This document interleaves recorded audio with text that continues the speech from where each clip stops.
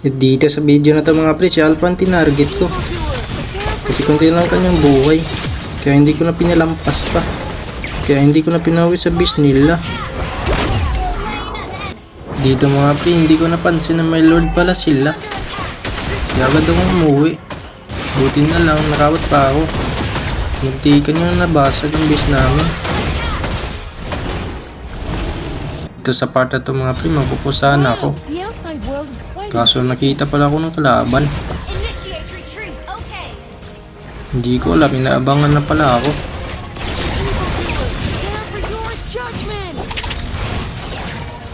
Dito mga pre, nabigyan nila ako.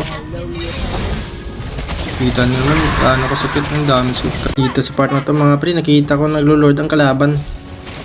Kaya inagaw ko na. At ayun na nga, nakuha ko ang lord. Buti nilang malakas ako. Dito sa part na to mga pre, akala ko umuwi na ang kalaban. Yung pala hindi. Kaya binigyan ko na sila. Tinama ko na si Beatrix. Akala ko makatatlo ako dito, yun pala hindi. Dito mga pre, nag-1v1 sila ni Saber. Buti na lang, naka-rose si Badang. Yun na nga, napatay niya si Saber. Dito, paparating na aming lord. At napachat nga dito ang kakapi ko. Sabi, sabay daw sa lord para matapos na. At nag-tower lock na ang kakampi ko. Kaya natapos ng laban.